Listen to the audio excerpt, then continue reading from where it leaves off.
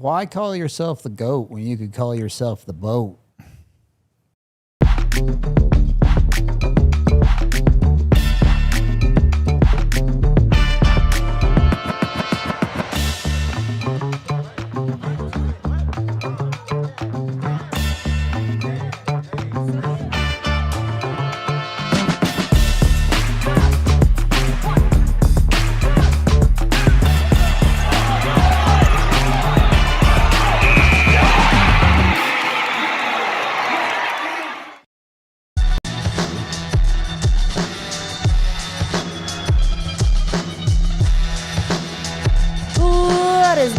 Everyone, welcome into the DNVR Avalanche podcast live from the Toyota Lounge. We've got Rudo and Bailey coming at you on yet another off-season Monday.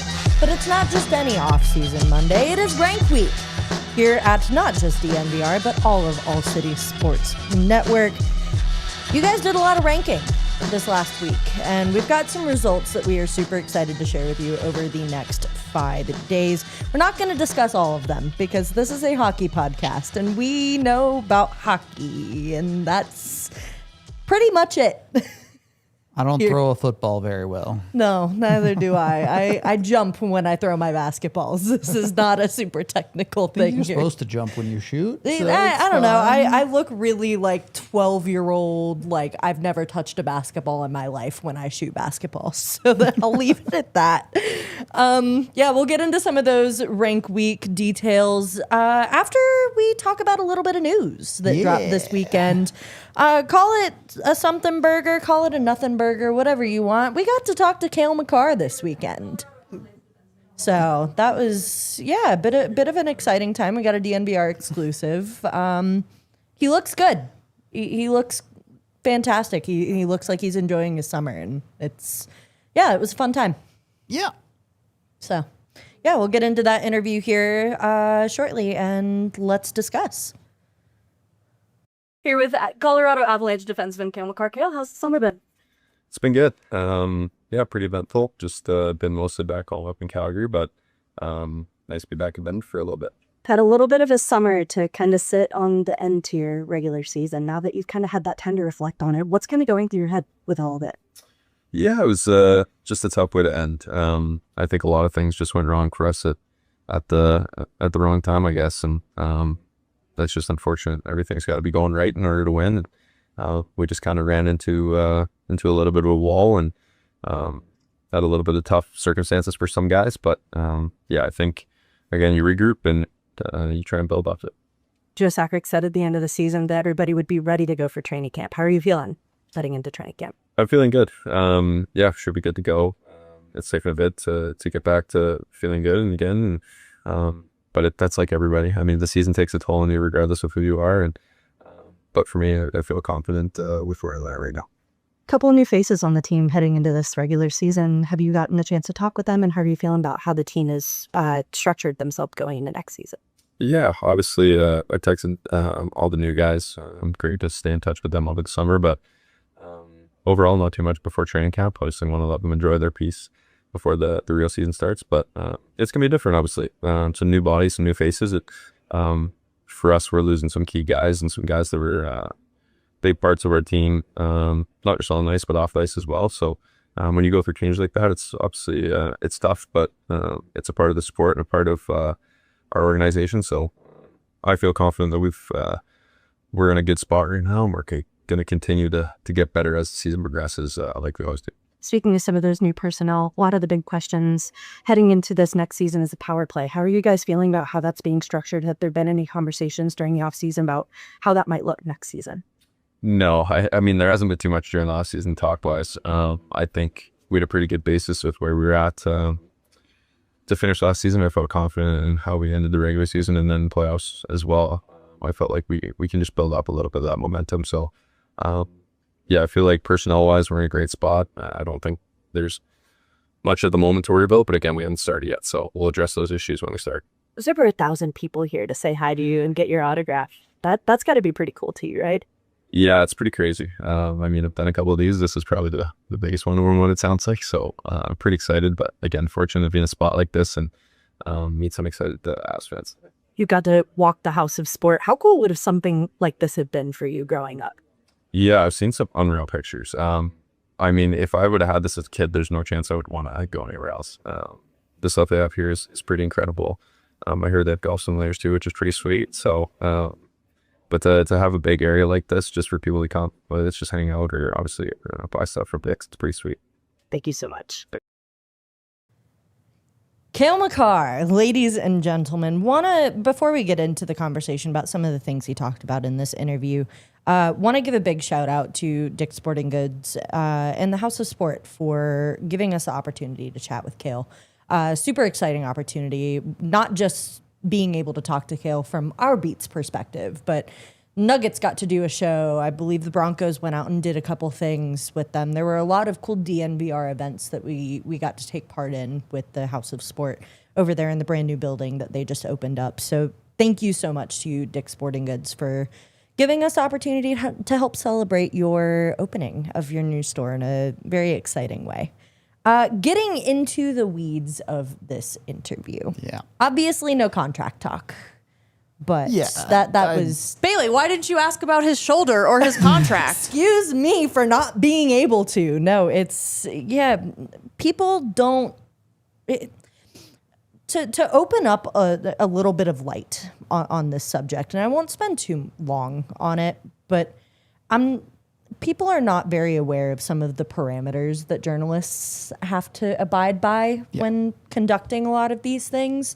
I went in with a list of questions for Cale, thinking, this is going to be a 5-minute interview. I'll have a little bit of time to sit and discuss and get into the weeds of some of what he's spent his summer doing. Those 2 questions specifically were nixed immediately by, it wasn't even team PR staff. This was not a Avalanche run event. This was a marketing event specifically run by Dick's Sporting Goods.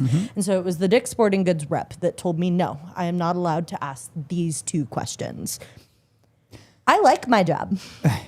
I will put it that way. I really enjoy doing my job. I really enjoy having the access that I have so I can bring you guys content that you love while also having to respect some of those boundaries that are set in place. That is why those questions did not get asked. I still think it was a good interview overall. I worked with what I had and got at least something to put out there. I mean, this is just a reality of the job. Technically, they can't stop you from asking those questions, but if you want to continue to have a credential and report on the team, you have to abide by the rules that get set in front of you. Like, again, I like my job. I like being able to go and chat with the guys and cover hockey and do so with the access that I have. So I don't want my credential to get taken away. I want to continue to write and get all of the content that you guys love. It is what it is. I wish things were different, but I'm not going to ruin a relationship over stepping over a boundary that was set before the interview started. That's not how the world works. Is you can't just go in there and ask anything you want and expect no consequences to happen. So that's that. That's all the time I'm going to spend on that. There were a lot of other things to come out of this interview, though, that I think were interesting enough to touch on. As I mentioned, I was not allowed to ask specifically about his shoulder, but there's nothing stopping me from asking, hey, how you feeling? Like, how are things going? Like, how are you doing health-wise heading into training camp? Yeah. The NHL has a track record of just saying stuff when it comes to injuries, particularly the Avalanche, when they don't get into specifics and everything. You know, at the end of the season, when Sakic did his presser and he said everyone's going to be ready to go for training camp, it was met with some speculation of like, is that really true? You know, we'll see what's going on. When you talk to a player and the player says, I feel good and I'll be ready to go, believe him. Yeah. So as media trained as Cale Makar is, I don't think he would lie about something like that. The thing is when he gave that answer as well, he gave a lot more detail than I was expecting and saying like he spent a lot of time getting back to where he is at currently. It took a little bit of time to get to feeling good again. He did mention that's kind of everybody. And as we know, as people who cover hockey, this is something that every player deals with after playoffs. Everybody gets banged up. Everybody has to spend the summer kind of getting right and getting back into prime playing shape again. But when Cale Makar says it took me a while to get to feeling good again and I feel confident with where I'm at now, I believe him. Yeah, and Cale's no stranger to being injured, but I think this was the first significant offseason surgery he's had. I think he's had like one other minor one that wasn't that big of a deal relative to like recovery time. It's a bit different recovering from, there's stuff that's bothering me, as opposed to an actual surgery rehab that a player has to go through. There's a lot more significant milestones that you have to hit as you build yourself back up. So Gabe Landeskog knows that well. Yeah, I mean, hopefully no one else ever has a recovery that long, but it's definitely a skill that pro athletes have to, I don't know about work on or like develop necessarily, but it's something that you have to be capable of doing, whether it be mindset wise or the actual physical rehab side of it, that until you actually have to do it, you don't know how you're going to react necessarily. We see a lot of pro athletes really struggle with depression and the mental side of those type of rehab things. So, Cale's always had a good head on his shoulders. It's not like that was something I was super worried about, but yeah, that's something that Cale had to work through this summer. And it's good to hear from his mouth that, hey, he's good to go. It's good stuff. Yeah, no, it's fantastic. And again, I wouldn't be harping on this as much. And it's a little harder to tell with an upper body injury than it is with a lower body injury. Obviously, with lower body, you can oftentimes see the limp or see them kind of favoring something. It's harder to tell with a shoulder or with an arm. He had to go and sign close to 1,000 autographs, maybe. I don't know if he got through all of them.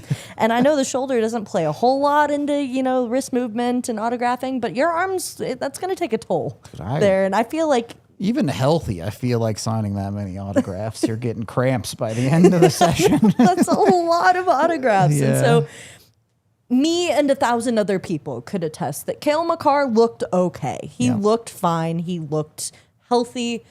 And that's what I'm going off of heading into training camp. Yeah. We've talked enough on the show. I truly believe a prime Cale Makar, if not this season, then next, is about to do something really special on an individual level. It takes a team to win a cup and all of that. But yeah, you're going to see some impressive stuff from Cale. It's good to see that he's going to be fully healthy, not just for the season, but for training camp.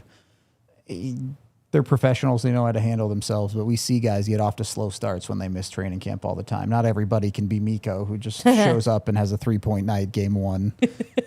Must be nice having that much talent in your pinky, let alone your entire body. We do have a little bit more to dive into as far as this interview with Cale is concerned, but I do want to go ahead and throw us into our first ad break of the show. Go shout out some more sponsors and we'll get back into the fun. We are in the Toyota Lounge today, but we are still brought to you by Xfinity. Also, make sure you get the Xfinity price 5-year price guarantee even today. Imagine Wi-Fi that makes everything in your home work together, finds and fixes problems before you even notice them. It's like super intelligent Wi-Fi with a sixth sense, and it lets you stream the game even when the whole family is online, which apparently you need streaming services now for even the playoffs. All your devices working in perfect harmony for 5 years. And here's the best part. No annual contracts, no hidden fees, and Xfinity's best equipment come included, so you know you're getting the good stuff. Of course, select plans only and restrictions do apply, but take it from me. A lot can change in 5 years. Championships are won, records are broken, dreams grow bigger, but your Wi-Fi, it should stay reliable and the price should stay put. You can lock in at your price and unlock possibilities with Xfinity today. You can learn more at xfinity.com. We use it, or at least I use it at home. We have their gigabit service, which we really like because I'm kind of a power user when it comes to the internet. So if you need that type of stuff, get with Xfinity. Xfinity, imagine that. And once you've taken care of your Wi-Fi, you also need to take care of your banking and credit and debit accounts. And that's with Wings Credit Union. Look, if you care enough about the Broncos to watch their 4 stringers beat down on another team in the preseason, you probably care enough to get a Broncos checking account. You can get in with that and get a bunch of awesome things, including $200 just for signing up and using the account. But you can also get the sweet Bonix or PS2 cards, which are sick, kind of like collectibles that you can collect them all if you want to. But you also get 10% off at Empower Field, and you have the opportunity to win tickets to Broncos home games just for having a Broncos account. You also get exclusive Broncos merch too. So if you really are a fan, you need to get with Wings, and you need to get that Broncos checking account today. If you want to bank like a Bronco, visit wingsco.com/DNVR to open an account. Insured by NCUA, membership required. Account requires associated Wings Broncos debit card. Go check them out and become a member today. Second period of the DNVR Avalanche podcast, moving right along through this interview. Not a whole lot to say on it. Like he said, he's chatted with some of the new faces, gave the basic media trained answer of that's the business when you lose some guys. But it seems like there's a good amount of confidence in the personnel that they've acquired this offseason and made up for in some of the personnel that they lost. Yeah. And again, you know, and unless you're ignoring reality, you can blindly believe the Avs are the best team in the league, and you can blindly believe the Avs are so bad they're not going to make the playoffs. When you actually look at their roster and organization and compare it to at least the West of the Western Conference, it's pretty clear that they should comfortably be a playoff team. It really should probably be winning the West. Again, the Pacific Division in the regular season is just terrible. Not giving them a whole lot of competition there. Yeah. So it's them. Dallas sorted out their robo situation, so that's legitimate competition, right? But anything less than top three in the West would be disappointing, probably. Yep. And then, you know, again, playoffs is a different beast. We understand that. We understand the Avs will be judged by their playoff performance, but they can't perform in the playoffs until you get there in next April. So until then, the expectation is they should be a top three team in the West. Speaking of being a top three team in the West and talking about that personnel, I asked him about the power play. And this should make you feel a little more comfortable because you've spent the entire offseason talking about how you have confidence that the power play can go and do the things that it needs to do to get better. You have a lot of faith that it's going to look better than it did last season. Cale Makar apparently feels the same way. Yeah, I'm actually going to do a video on this, as the videos that I have not finished are stacking up rapidly right now. But hopefully we get all of these done this summer, this month for you guys. So you'll have an actual like video breakdown of stuff to talk about there. But one, no matter how bad you believe the Avs power play is, when you have that much talent on it, it's just a statistical anomaly of operating at a sub 10% level. I don't care how bad your system is, just by a pure skill level perspective. It's pretty likely that the Avs outperform that stretch, but other indicators are there too. Once the Avs acquired Kadri, their power play got significantly better. The Avs have a better understanding, I think, of how to utilize Marty Necas off the half wall. Their power play was better when they more so committed to that and was worse when they moved away from it. Yep. There's a number of other things that, you know, we don't even have to get into the nitty gritty on this show necessarily, but I think that's a little bit more than just lip service and media training like we so often get from hockey players who are just going to not say a bad thing about part of their team. Right. I think there's actual reasons to believe that they think their power play is going to be better internally too. Yeah. I again, just to go back and quote what he said. He feels confident with how they ended the regular season and then the playoffs as well. There's momentum that they can build off of. It got better. Yeah, I mean, as long as you ignore the Vegas series, there's momentum to build off of for sure. Yeah, so that's what I'm choosing to believe he meant. He doesn't think there's a lot to worry about there. And I think I guess I'm trying to come at it from a realistic point of view. Again, obviously, it's hard to do worse than what they did for a lot of last season. They have too much skilled personnel to be that bad. Yep. When you have a team with Cale Makar, Nathan McKinnon, Martin Necas, Nazem Kadri, guys like that who can outperform, maybe you don't have two good power plays, But at least you have I mean, one that you can go and do something with. And you've got to think that if you're planning on deploying that the way that they deployed it last season, where you're barely using power play too, and which you're is using, pretty likely, I think. To right. happen again. I don't see why they would move off of that, just because Bednar's shown that he's too confident in what his main configuration can do. Build off of that confidence. Build up the confidence that your players should have in their abilities. Go to use that to your advantage. There's too much talent on the ice at that time for 2 minutes, if not more straight, for them to go and do that. I'm trying to look up some statistics here because I am a little bit curious. I didn't know this off the top of my head, so I'm trying to look this up. For the Avs last year on the power play, let me see if I can find it. Sorry. No, it's... Yeah, okay. The Avs PDO on the power play for the regular season last year was .947, the worst in the NHL. Now, you can attribute some of that to lack of finishing ability, sure, but also pretty unlucky. And this is anecdotal to some extent too, but how many nights do you remember the opposing goaltender making their best save of the night against the Avs on the power play? Happened a lot to the Avs last season. And that's not to take away the shortcomings. There were plenty of power plays where the Avs passed it around for 45 seconds, passed up a good opportunity, and took a lesser quality shot. 100%. They need to do that better. But again, PDO, another indicator of like, last year is a statistical anomaly.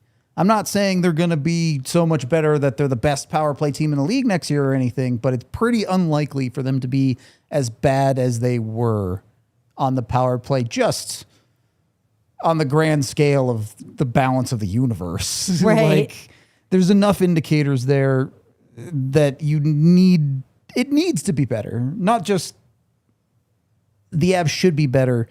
There should be the combining factors of the Avs want it to be better, and reality sets in. On high danger opportunities on the power play, they shot just 15%, which is technically not the lowest in the league. I think Anaheim was worse. Yeah, 14.6. But realistically, the best teams in the league shoot north of 20% on the power play on their high danger chances. And they should be creating a lot more of them this season. Right. This is not, yes, Nathan McKinnon is not the greatest shooter when it comes to percentage-wise shooting. He's a volume shooter that scores in that way. But Natchez, pretty good percentage shooter. Nelson, pretty good percentage shooter. Kadri, pretty good percentage shooter. McCarr, a defenseman, pretty good percentage shooter. Other than Kadri, those other three all had like terrible shooting percentages on the power play this year, or last year, I should say. Maybe the Avs are just the worst shooting team on the power play in history. Maybe that's possible. I don't see that being But the it case. seems unlikely, right? Yeah, it's a small sample size to work off too, right? It's one season. Yep. One season. It may, if you want to say combine the last seasons with, it was bad before then as well. But last season seemed like an unrepeatable anomaly that they can work and build off of. If that's the floor, I'm confident that they're not going to hit that this season. Yeah. That's where I'll leave that. Now it's a question of, will they get better by default and be a middle of the pack team, or will they actually be able to put together a good power play? We'll see. Yeah. But the Toyota chat, Randy asking, will Bedsy get a new contract this fall? I seriously doubt he will get one this fall. I think the result of this upcoming season definitely matters for his extension. The organization seems like they're in a spot of like, they love Bednar, but can he do it? Yeah, you can't. Look, I've argued with plenty of people on the show that I think people are overly critical of Bednar, but at the end of the day, it is a results-driven business. Bednar made a conference final last year. Good job. Like, that is a significant step forward from the first and second round exits we've been seeing since the Cup. But you have to show repeatability there, right? You have to be able to get back to that spot to a certain extent. Obviously, factors are going to matter. If the Avs have a billion injuries, you have What to can deal you with do what with you have to that? do. Right. But I don't know. I don't know the exact line you have to draw, but another first round exit, or if in some universe where things go so wrong that the Avs miss the playoffs, it would be tough for a Bednar extension to be a good look. Yeah. No, based on some of the things that have been heard from inside the organization and little rumblings here and there, again, the organization loves Jared Bednar. And that goes from high up in the front office all the way down to players and equipment staff and ticketing staff. Everybody within that organization loves Jared Bednar. But it came down to this last season when the conversation started ramping up more is something inside the organization needs to change. This past offseason, it was Chris McFarland. Yeah. How much can that contribute to the change that the organization, quote unquote, needs to find something different? And at what point do you sit there and say Jared Bednar is the problem? I don't think they're at that point. Yeah, I mean, if they start the season 5-15, they might be at that point. Yeah. If they start the season 15-5, they're definitely not at that point. It's hard to say. Right? Yeah, right now. Like they haven't played a game yet. They have not, yes, they've touched the ice in unofficial situations, but as far as training camp, preseason, regular game situations, they have not started planning all of that. Cale confirmed as much. They haven't done much talking about the upcoming season, about what the plans are for how they want to tackle things. A lot of that comes from Jared Bednar. They haven't started that yet. We'll start getting into those conversations here in a couple weeks when, rookie camp wraps up and training camp starts to kind of get into its full swing. But those conversations haven't been started yet. I think it's safe to say that Bednar still has a lot of wiggle room to kind of determine his fate is the way that I will put it. It's in his own hands, for sure. Yeah. I agree with that. You don't have a real username to sum up to mostly the same things on the power play with the same coach. Well, you're stuck with the same coach. The Avs made their decision there, so there's not much to say about that. Doing the same things that they were doing from the trade deadline onward, I think you will see similar things. And again, doing those same things, statistically, they're just very likely to be better.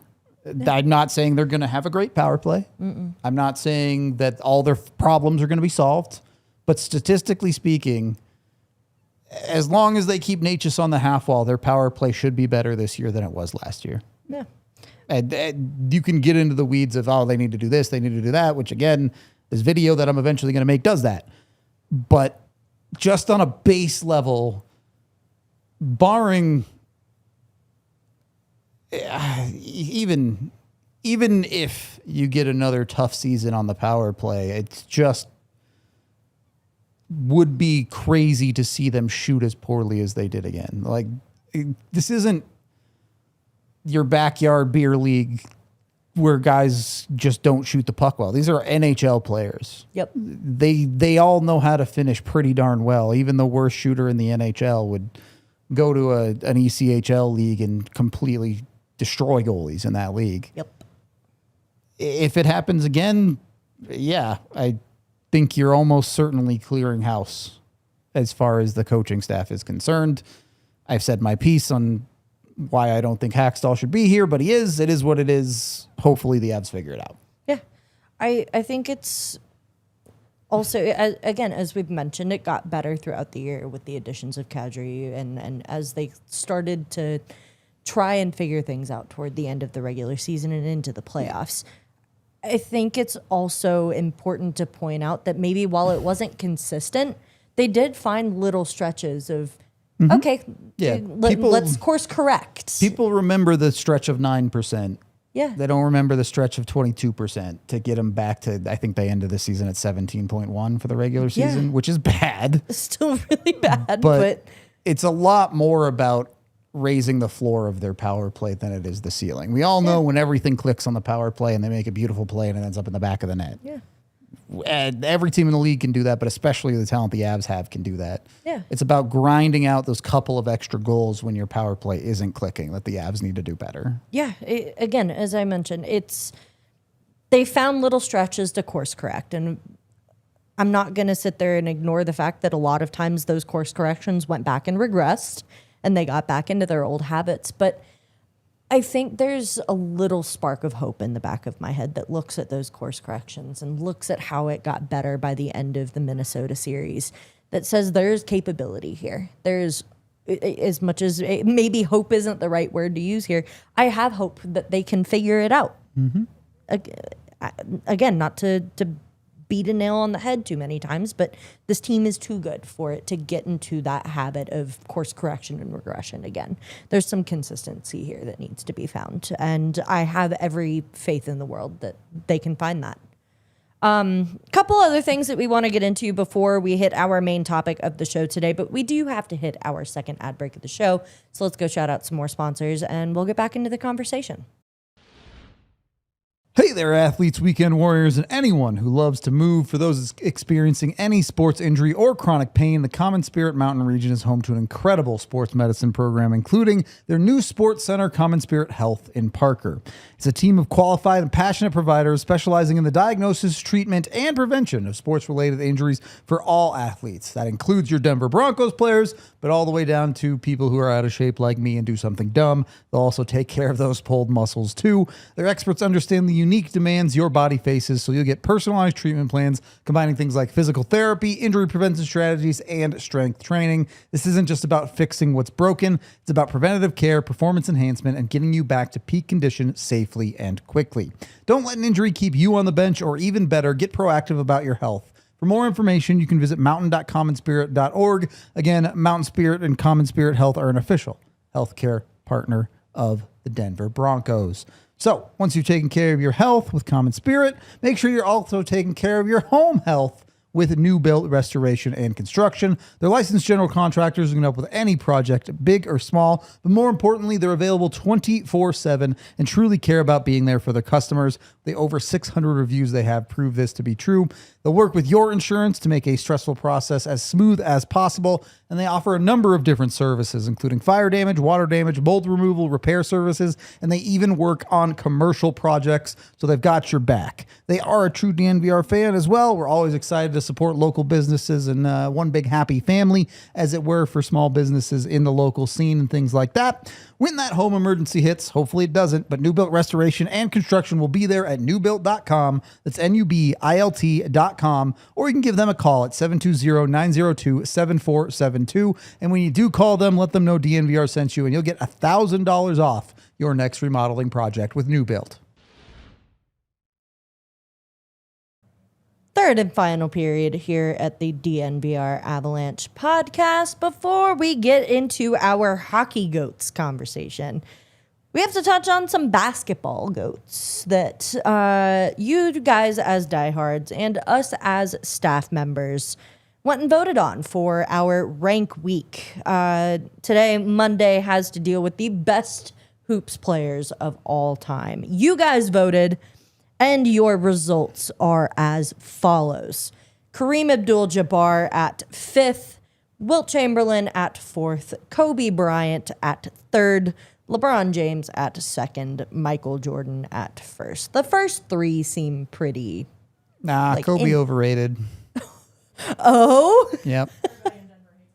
Yeah, I was going to say, when we were getting into the biggest villains, Kobe was a name that came up. Yeah. In my house, because I went and crowdsourced a little bit for some of my answers, just because I know nothing about the other sports. I know a little bit. I know enough to be like, oh, I can go to a game and enjoy myself, but I'm not going to sit there and debate oh yeah, Michael Jordan's better than LeBron or vice versa. Yeah, I mean, I think they got it correct. I think Jordan at 1 over LeBron is right. Yep. For the record. As far as staff voting goes, it was fairly similar, except Wilt Chamberlain did not make the list for the staff at ALLCITY. The ALLCITY staff list goes as follows. Magic Johnson did make this list at 5th, Kobe Bryant at 4th, Kareem Abdul-Jabbar at 3rd, LeBron James at 2nd, and Michael Jordan at 1st. I'm surprised y'all didn't lean in and put Jokic on there. I did. Yeah. Just because, again, I know nothing about hoops, but also there's that. So, yeah, I think Magic Johnson ended up making my list, if I remember correctly. I'd have to go back and pull up my thing to see. But also surprised that Steph Curry didn't make the list. I feel like that's like definitely part of like what we're talking about today in like modern. Like it's so hard when you have like the all-encompassing history of these leagues, and you have to compare, you know, guys that played in almost like a completely different game, right? Yeah. So I bet if this was like a specific eras debate, Yeah. I bet Curry would have made it on there. It's hard for me now to put him on there. Probably in like a similar way that we'll talk about Cale Makar.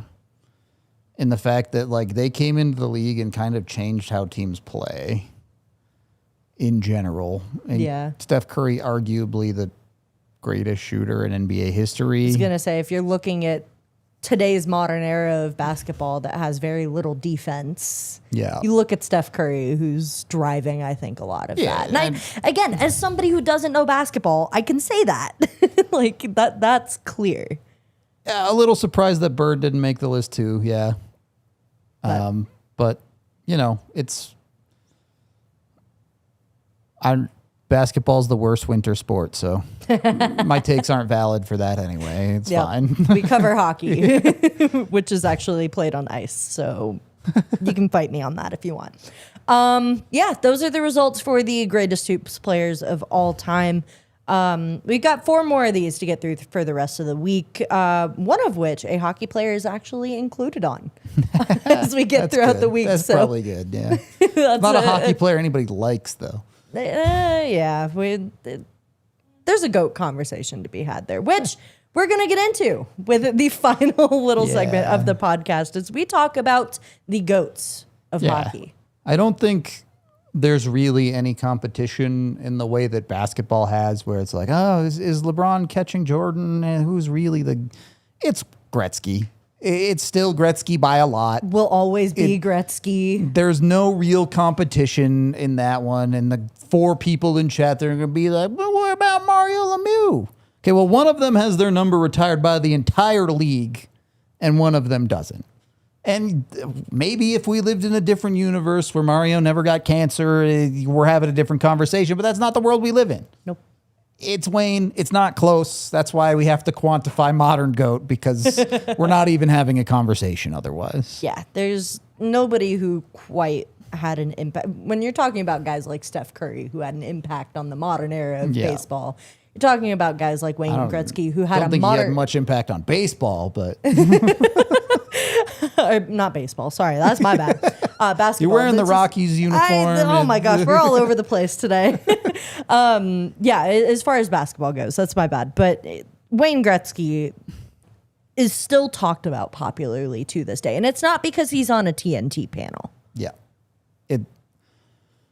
It took an entire career of Alex Ovechkin to break his goal record, and there's still like 20 other records that Gretzky has that everyone's like, oh, that one's probably never going to get broken. I'm not Like, going to touch that one with a 10.5-foot pole.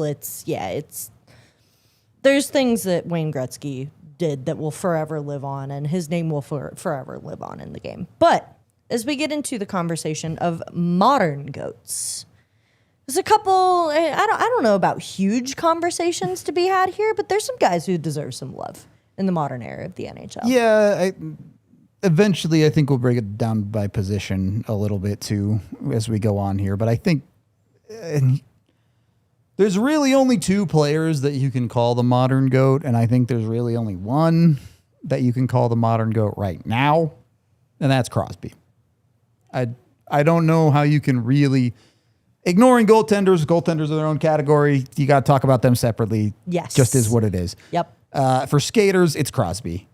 There is not really any other argument to be made. Again, the only other argument you're maybe bringing up is Alex Ovechkin. But I'm not. even then, only reason you're looking at it is because he broke a goal scoring record. I think there's a better case for McDavid than Ovechkin, honestly. Fair. And like had strictly on individual accolades, right? McDavid's won multiple Hearts. Was the guy, the face of this era of like the breakout of scoring again and all of that stuff. But Crosby has 3 Stanley Cups. He's been that guy at the top of the league for his entire career. And, we're finally getting into his geriatric age or whatever, where he's still like a point per game player, but you know, he's not putting up an automatic 100 points a year when he's healthy and things like that. I really don't think it's that close. If McDavid had at least one cup, you're having a conversation. And I know, well, that's at a team award, blah, blah, blah. Yeah, well. He's got a Conn Smythe. Team awards matter. He does have a Conn Smythe. Like, again, if you're trying to make that case, I think you could make one for McDavid. But also, it's hard when you're talking about active players. Like, McDavid has so much more of his career left. Not that Crosby's career is over, but he's clearly, you know, there's 3, 4, 5 years. Who knows how long he goes, but not a ton of career left there for Crosby. I was going to say, do you think he makes it to, because Brent Burns is still playing in the league at 41. Yeah. I mean, I think he could if he wants to, but you never know with those level of players. Sometimes players that have been that good, you know, when they feel like they've lost a step, they're like, you know what, I'm just going to go out now before it gets bad. Yeah, you start having the conversation of like, all right, how much am I actually helping my team versus am I having fun while I'm sitting here doing this? How much is the not being able to keep up with the pace I once had affecting my, you know, quality within the game? Yep. And there is the rest of your life to consider as well, you know. Those extra couple of years wear and tear on joints and stuff, they matter for the rest of your life. Not that, you know, that sometimes hockey players don't think about that necessarily, but at a certain point you do have to consider something like that. And I don't think it, with the career that Sidney Crosby has had, whatever he decides to do, whether that's play an extra couple of years or not, it's not going to change his legacy as a top 5 player of all time. It's really, really hard to argue against him today. In 3, 4, 5 years, if McDavid goes and wins some stuff somewhere, then you have more of a conversation there. Yeah. But it's the modern GOAT is it's Sidney Crosby. Any other argument is at best twisting yourself into knots to try and explain something. Yeah. For what it's worth here too, Sidney Crosby turned 39 on August 7th. He's got, I think, maybe 1 or 2 years left in him, maybe 3 if you wanted to kind of stretch that out a little bit. Brad Marchand, I believe, is signed to play until he's 43. Yeah, but he's not finishing that He's not finishing that contract. But goes to show the amount of hope that players have in themselves to get to that point. I don't know. Like, I'm trying to create secret blizzards. Is that how you play at Hill 43? I don't know. They melt pretty quickly down in Florida, from what I heard. So, I don't know exactly how much is left in the tank for a guy like Brad Marchand. There's no telling when Sidney Crosby will decide to hang up the skates. When he eventually does, though, does that hat immediately get handed down to Connor McDavid? I think so. You get into interesting conversations because part of that is what happens over the next 3 years. I want to be clear. I'm not saying this is going to happen. I'm not trying to sound biased towards the Avalanche. This is just an example. If the Avs win 2 cups in the next 3 years and Nathan MacKinnon wins 2 Conn Smythes, he inserts himself into that conversation, right? Absolutely. If Tampa wins 2 more cups in the next 3 years and Kucherov leads the way, he inserts himself into that conversation, right? Ovi could go and decide to play 2 more years and make the Washington Capitals fantastic and launch itself. That one I think is a lot less likely. Again, while we're talking about hypotheticals, I'm not saying the Capitals will go and do it, but where does Macklin Celebrini find another gear and have a 150-point season or something, and then you're talking about that guy as like in the early stages of his GOAT run or whatever. Talk about maybe not as likely. I don't know. That's going to be... I would love to see him do that. But holy moly, that's a lot. Probably not going to happen. Yeah. Probably none of those things that I said is going to happen for the record. But that's why it's hard to judge a modern GOAT, because the conversation is always constantly evolving, right? With Gretzky, they're like, yep, this is what he did. It's done. That's the conversation you have. I think it would be difficult for it not to be McDavid though, and like when it's all done, cups or not, McDavid is probably going to have better stats than Crosby. You get into the era debate, and then, you know, Two different players as well. yeah, I an mean, extent. McDavid can't play defense. It's fine, whatever. But again, I'm saying though, like that's the conversation you start getting into because people are going to look for any sort of way to debate this yeah, when you get down to it. And I think today, if you're saying anyone other than Crosby or McDavid, you're wrong. And it's just so hard because Crosby is going to be the guy who played for one team his entire career, stayed there, won 3 cups, was the captain, did all the good stuff, did everything right, even battled through injuries, like has all of that respect. And very realistically, in the next couple of years, McDavid is going to be playing for a team not called the Edmonton Oilers. I don't know about you. It's hard for me to imagine a world where that happens. Like I'm sure it's like it's just as likely for him to stay as it is for him to leave, right? But you look at these players that are tied to teams. Who's the first team you think of when you think of Wayne Gretzky? Oilers. Yeah, exactly. Like that. While he played in multiple other jerseys, like that's the one team that he will be tied to for. Well, he the also entirety won of his 4 legacy. cups there. So. Yeah. So, but that comes down to: can you imagine a world in which Connor McDavid can exceed elsewhere and build that legacy in a different path for himself?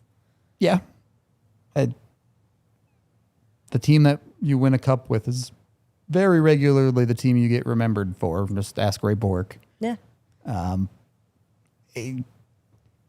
It's a really hard to chop that apple because every Oilers fan is going to remember McDavid as an Oiler, whether he stays, goes, or otherwise. Like, Right. And then, you know, where does he go? Does he go to a major market the way Gretzky did, LA, New York, where he becomes a face of the league beyond just the Canadian superstar? Or does he go to a market that he has a very good chance to win in, but maybe isn't as big news media, like a Carolina? Yep. Right? And, you know, if he goes to Carolina, I don't think he will, for the record. This is hypothetical. But if he goes to somewhere like Carolina, obviously all Carolina fans, Love that.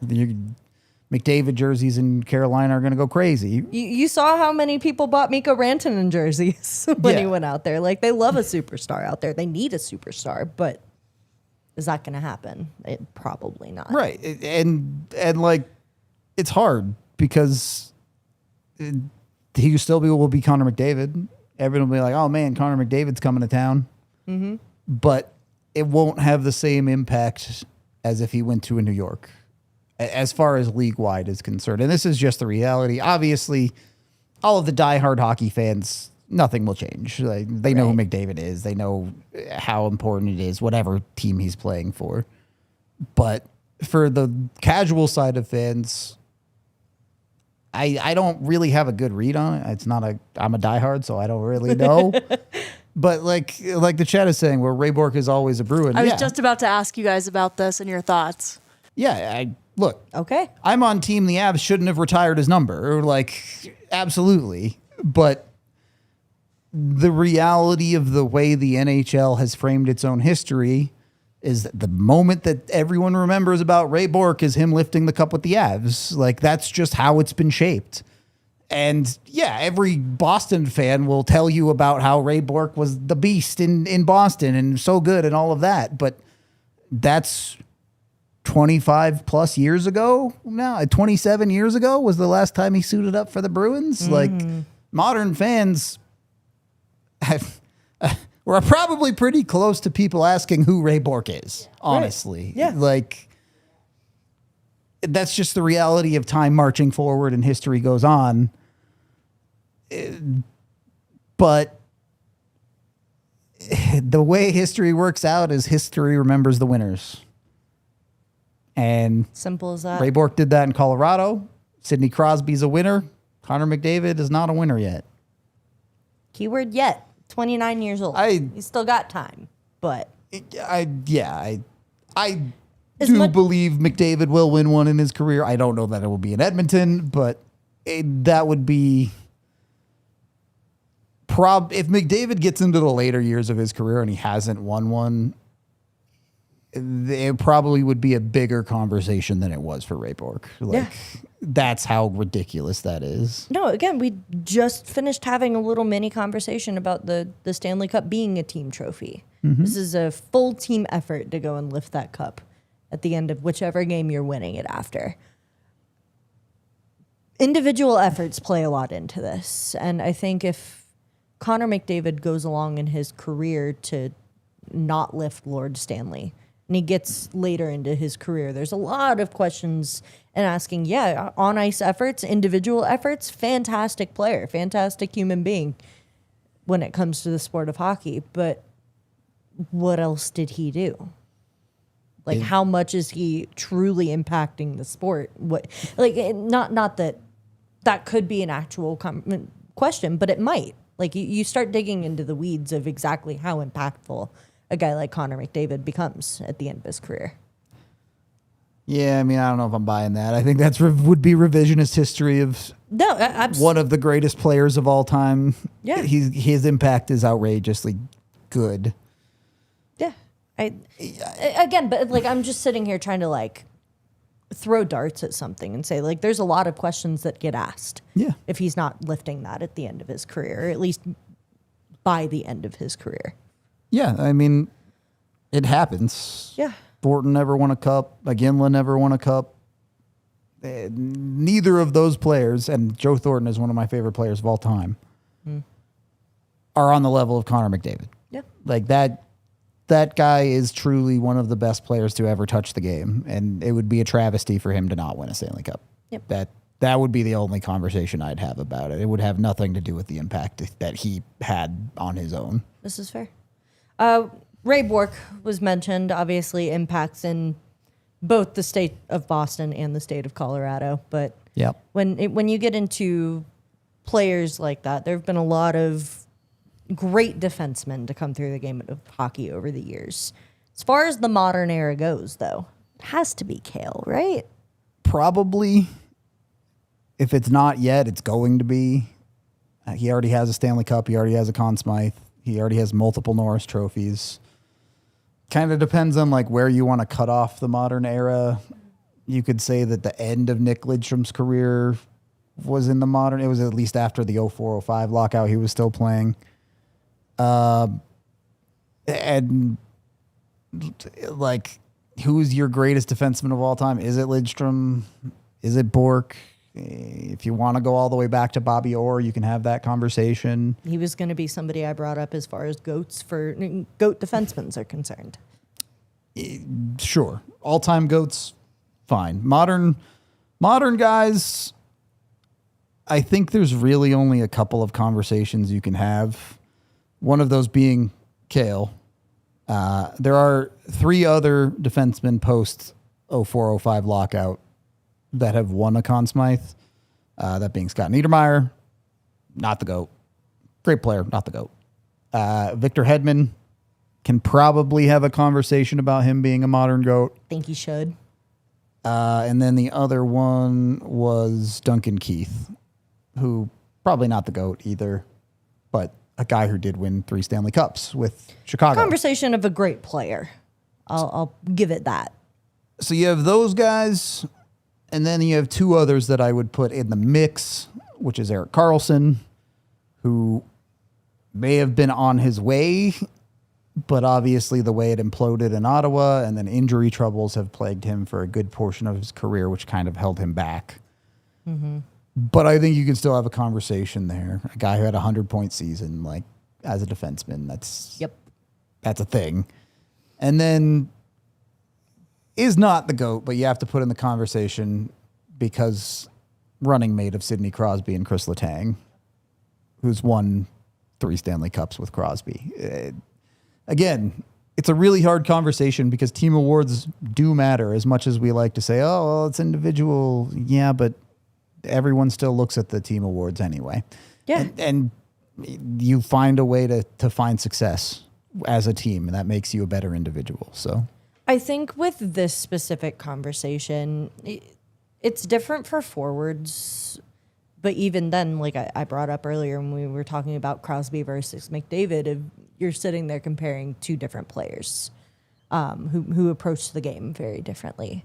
You're still looking at a lot of goal scoring, but one can play defense and one not so much. Yeah. I think you pull in a similar debate of what defines a good defenseman. Are you looking at solely what the Norris Trophy looks at and a guy who goes and scores a lot of points on the ice? And if so, like I like an Erik Karlsson for this kind of award, but how much are you also looking at, okay, how well are they playing to their actual position?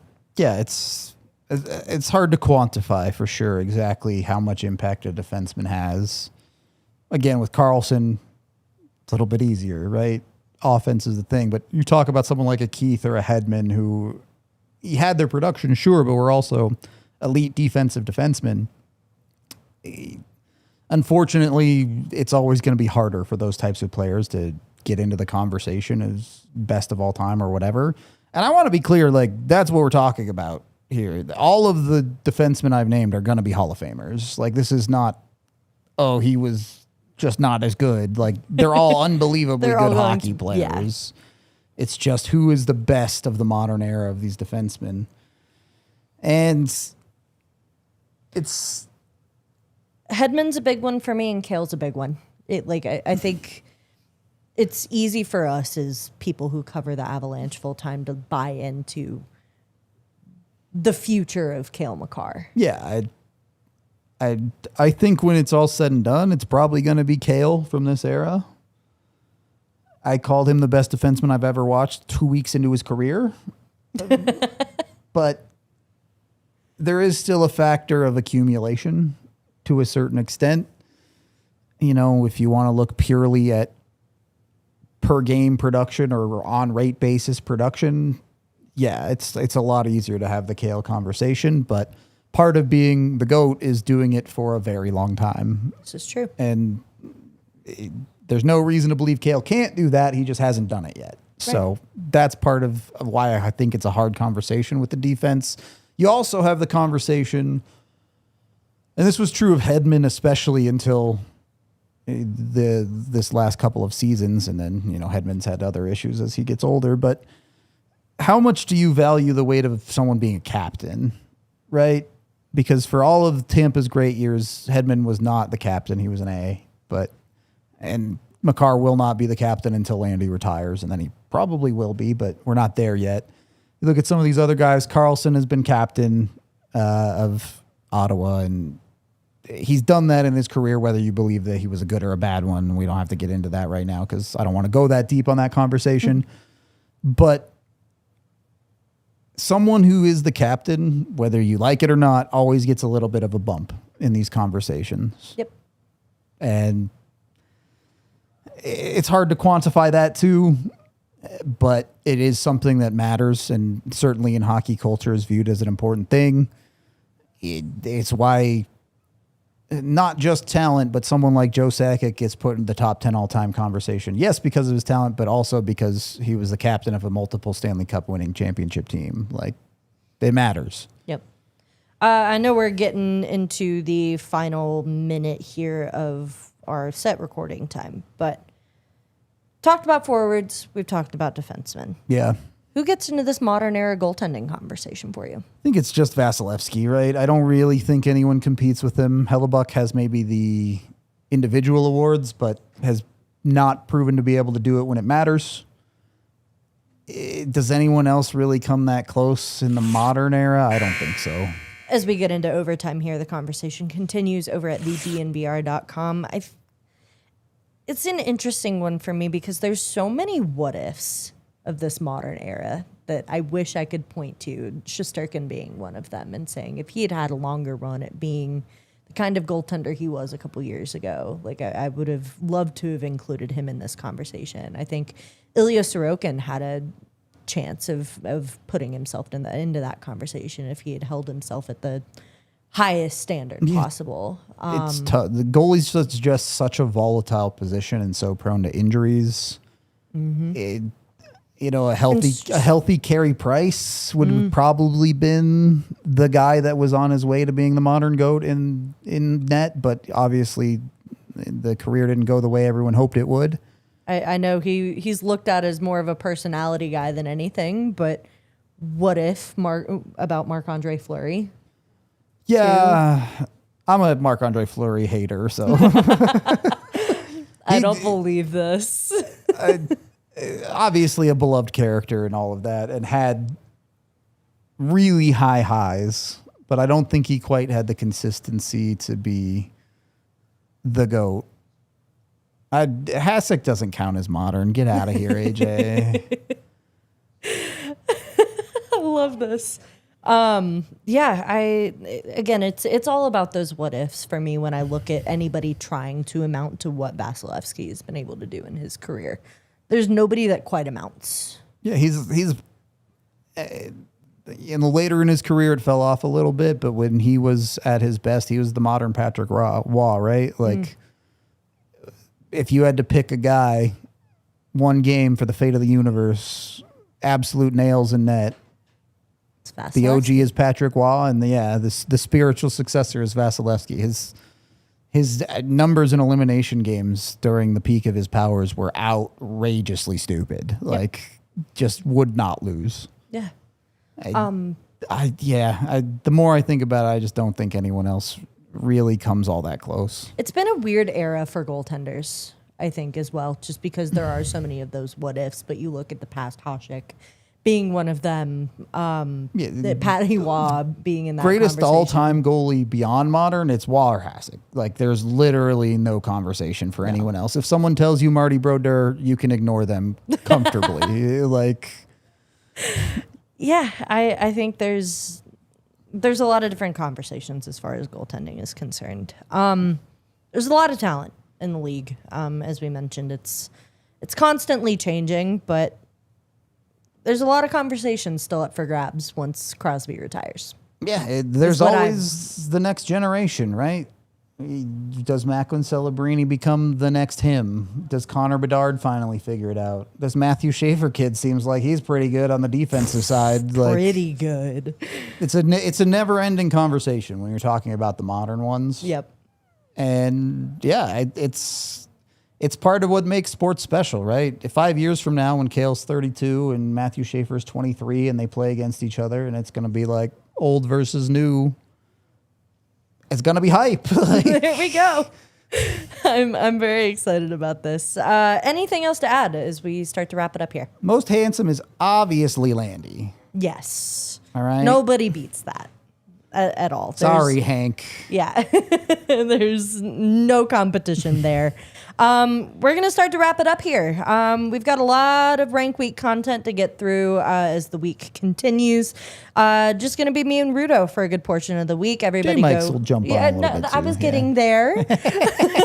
J-Mike should be hopping on for at least one show this week. AJ, everybody go wish AJ a happy birthday. He's out and doing his thing for his birthday week. So yeah, be sure to go give him some love as he goes and enjoys his week off.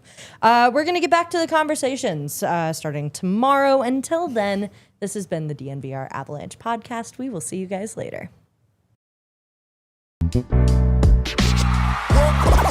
all silly like the mayor.